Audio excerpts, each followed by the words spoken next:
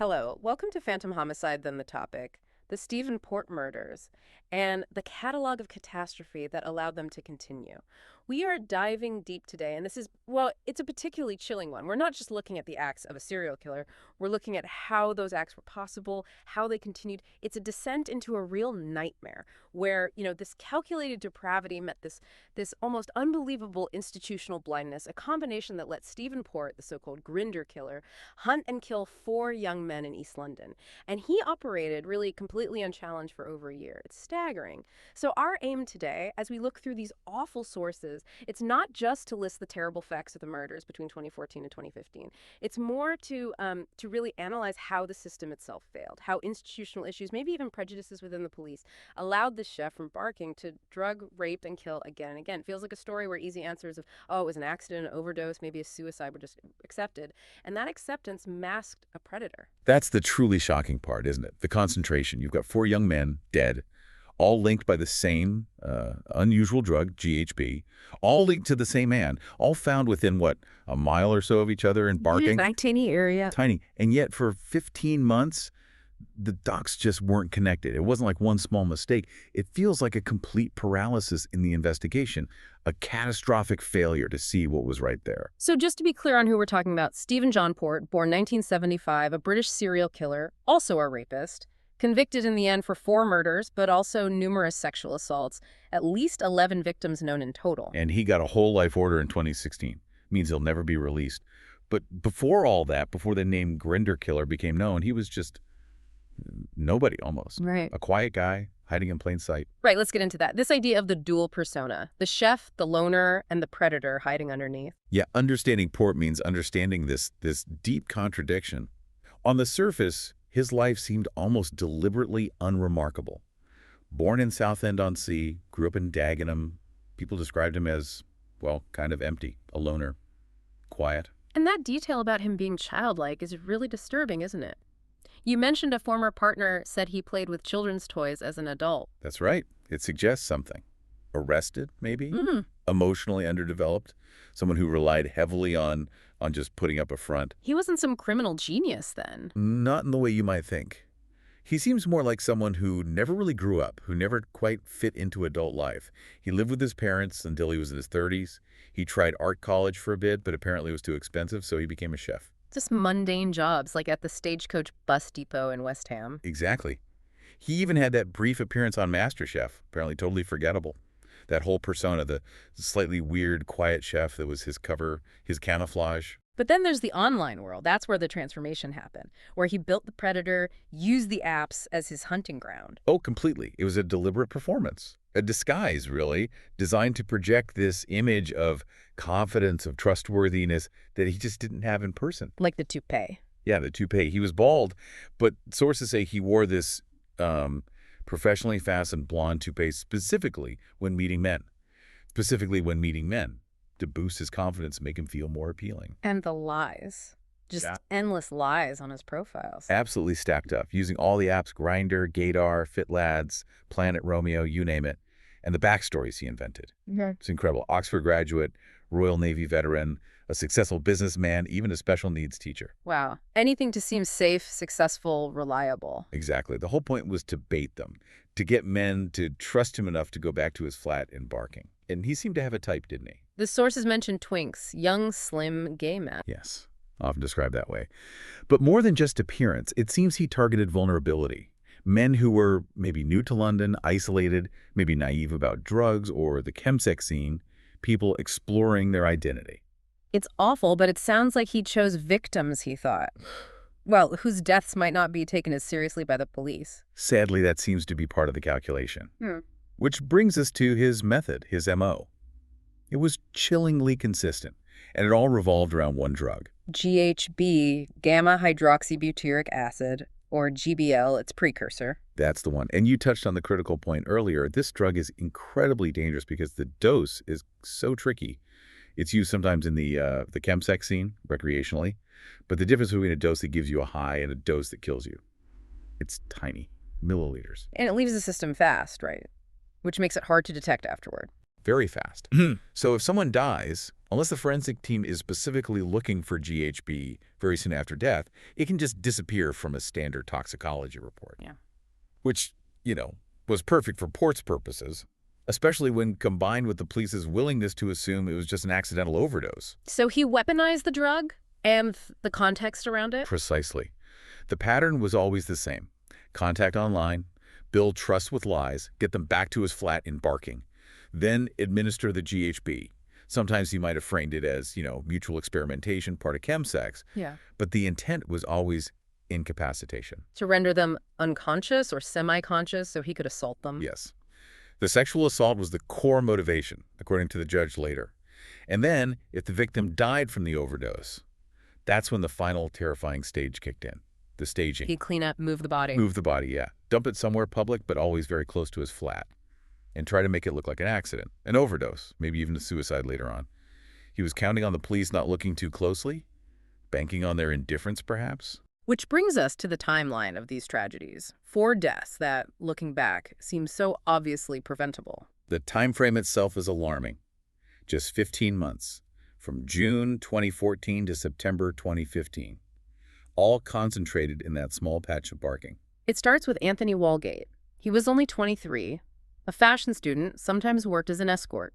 June 2014. Port paid him £800 to come to the flat, drugged him, raped him, gave him a fatal overdose. And this is the moment where it all should have stopped. Because Port basically handed himself to them, didn't he? Almost literally. After Anthony died, Port dragged his body outside his own flat on Cook Street. Then he called 999 anonymously, reporting finding a collapsed man. So the police came, they investigated. They did investigate the call. And Port's story quickly fell apart. There were inconsistencies. He was arrested. And this is the absolute crux of the failure he was only charged with and later convicted of, perverting the course of justice, for lying about how we found the body. Not murder, not manslaughter. Why? It seems the investigation right from the start was blinkered. That narrative of accidental drug death took hold immediately. They couldn't or didn't gather enough evidence to prove he'd intentionally given the lethal dose. They didn't properly probe the very suspicious circumstances of the body being moved right outside his own door. So he gets convicted for lying. In March 2015, yes, gets sentenced to 8 months in prison.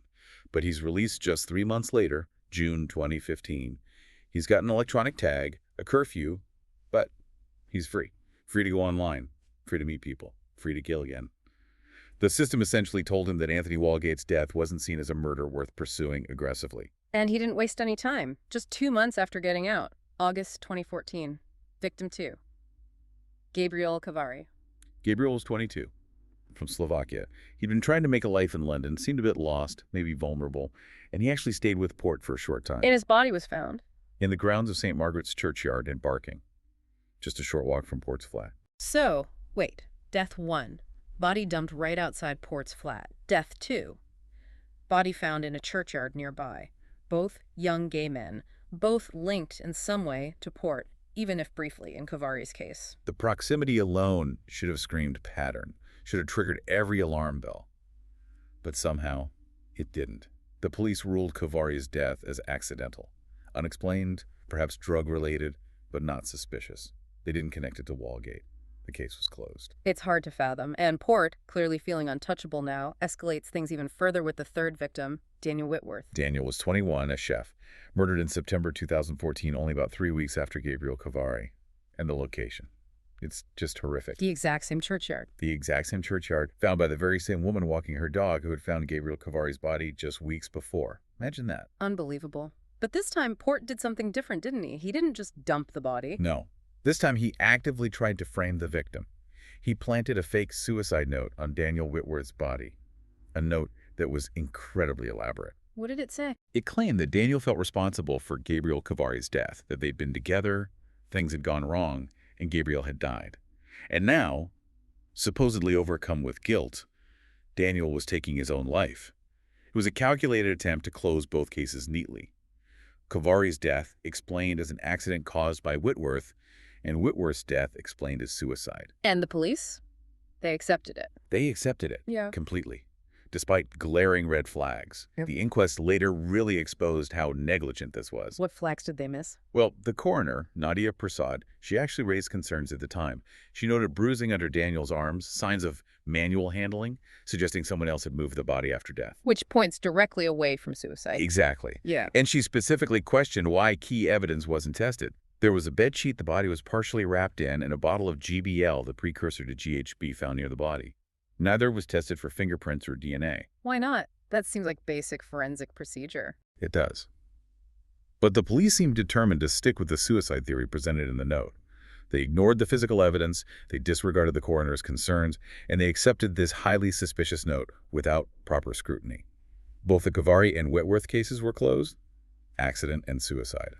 Case closed. So Port effectively gets away with 3 murders.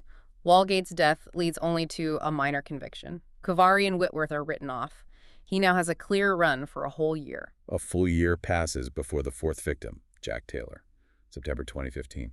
Jack was 25, a forklift truck driver, found near the park area, again, right by that same churchyard graveyard in Barking. And again, the initial police response was just dismissal. Jack's family were adamant, absolutely adamant, that he was anti-drugs. He wouldn't inject himself. But the police found paraphernalia. They found a syringe in his pocket, yes, and noted needle marks. And based on that, they immediately jumped to the conclusion of self-overdose. Yeah. So right back into that same pattern. Young man, drugs involved, must be an accident or self-inflicted. End of story. But this time, it wasn't the end of the story. What changed? The families, specifically Jack Taylor's sisters, they simply refused to accept the police version. They knew their brother. They knew something was wrong. They didn't just grieve, they investigated. They did. Driven by sheer desperation and instinct, they started doing the work the police should have been doing. They looked into other recent deaths in the area. They found the stories of Walgate, Kavari, Whitworth. They saw the geographical cluster. They saw the drug connection, even if the police didn't. And they pushed the police. Relentlessly. They pressured them, demanded answers, pointed out the similarities. It was only because of their persistence, their refusal to be brushed off, that the police finally started to reconsider and connect the cases. So it took the families of the 4th victim doing their own detective work to break through this wall of indifference. Let's really unpack that now, this catalog of catastrophe, the police failures, the potential bias. It's staggering when you lay it out.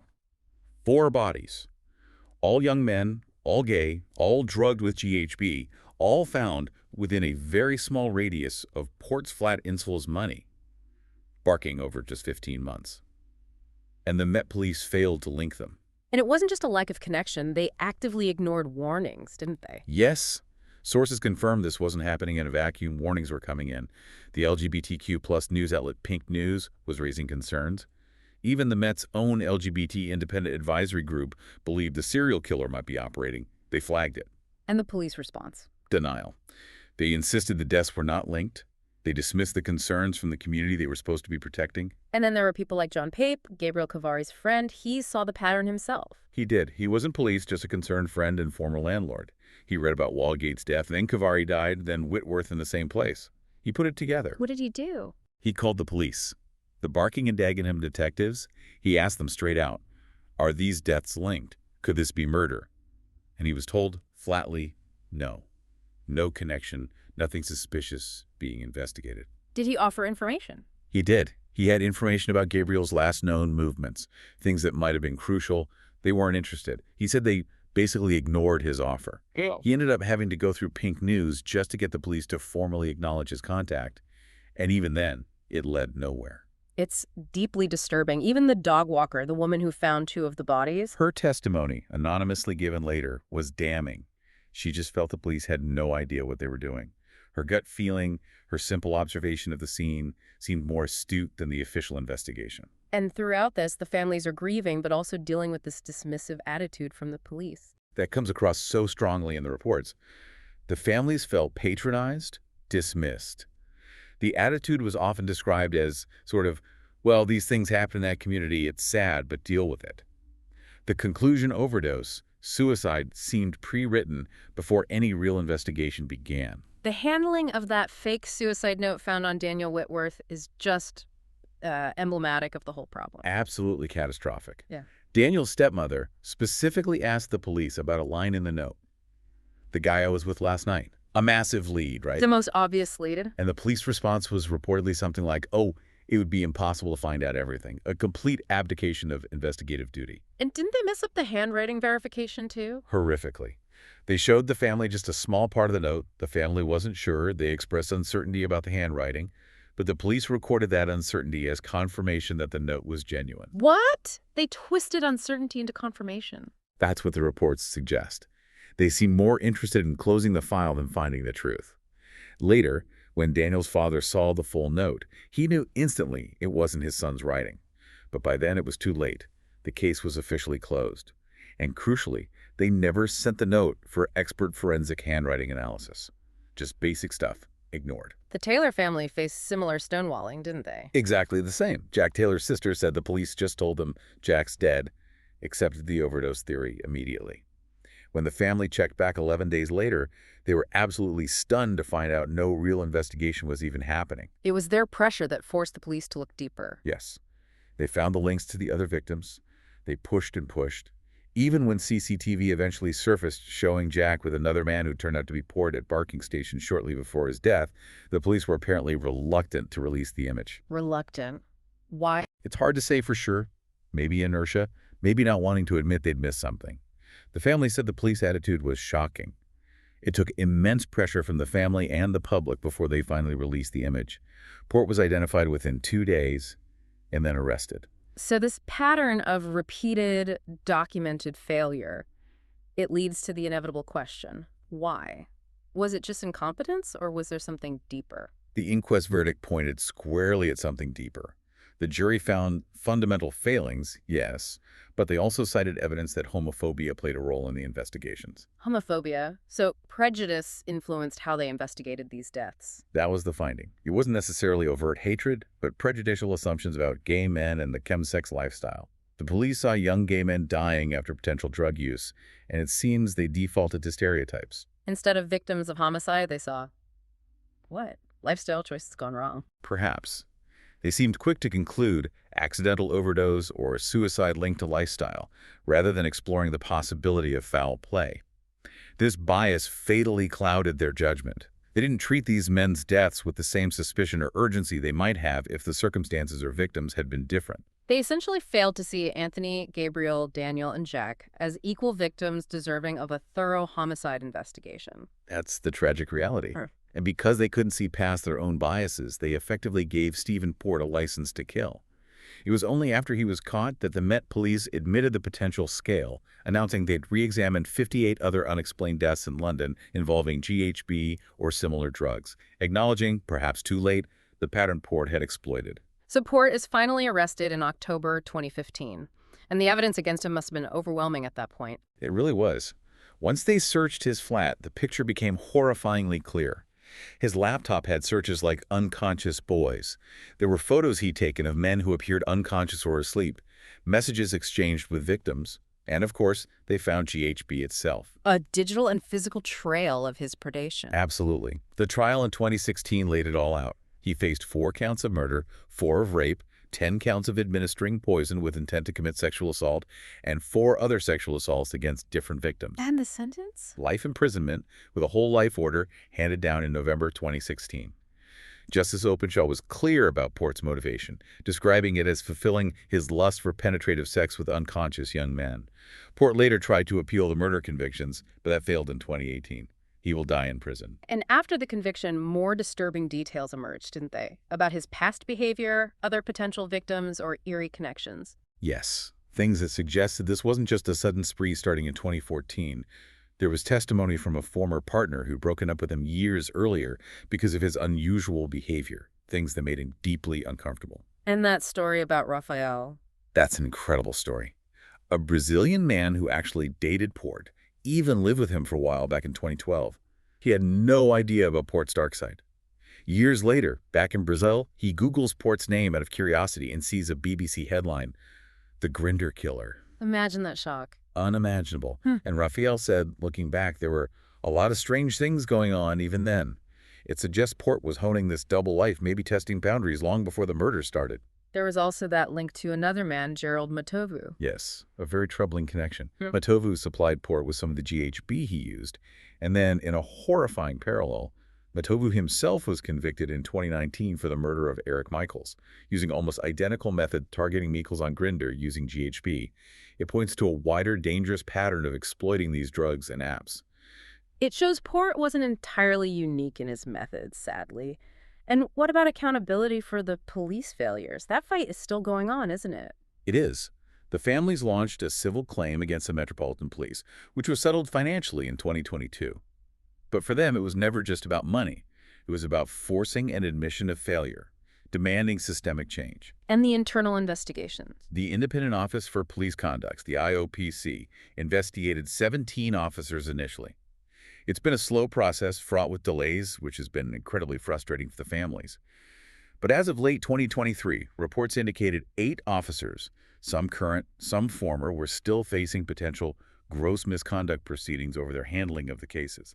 Accountability is still being sought. And the case has had a huge public impact, too, like through that BBC drama, 4 Lives. Yes, 4 Lives was significant because it really centered the story on the victims and their families and explicitly dramatized the police failings. It brought the human cost and the institutional blindness to a much wider audience, reinforcing the need for change. When you look at the broader picture, how does this case fit in? It's often compared now to other serial killers who targeted specific, often marginalized communities. You think of Jeffrey Dahmer targeting gay men of color in the U.S., or Bruce McArthur targeting men in Toronto's gay village, even Dennis Nilsen here in London years ago. What's the common thread? Exploiting vulnerability, yes, but also exploiting societal indifference or prejudice. These killers often operate with a chilling awareness that the disappearances or deaths of their chosen victims might not trigger the same level of alarm or rigorous investigation from authorities. They rely on bias as a shield. So Port's legacy is, well, it's a brutal lesson in the cost of institutional blindness. It truly is a devastating reminder that when police allow stereotypes about sexuality, about drug use, about lifestyle to dictate their response, people die. Preventable deaths happen. Anthony, Gabriel, Daniel, and Jack were failed by the system that should have protected them. The core lesson has to be investigation must be objective, thorough, and free from prejudice. Always. That is a truly devastating human cost for a lesson that, frankly, shouldn't still need teaching. And I think for anyone listening, it leaves us with a sobering thought about vigilance. The way we connect online, the dangers that exist, especially where vulnerability intersects with predatory behavior and dangerous substances like GHB. It demands that we, as a society, and particularly the police, constantly challenge assumptions and biases. Yeah. We can't afford for institutional failures to provide cover for killers ever again. A vital, if tragic, message. Okay, so we hope you liked our today's discussion. For more such discussion, subscribe to our channel, Phantom Homicide.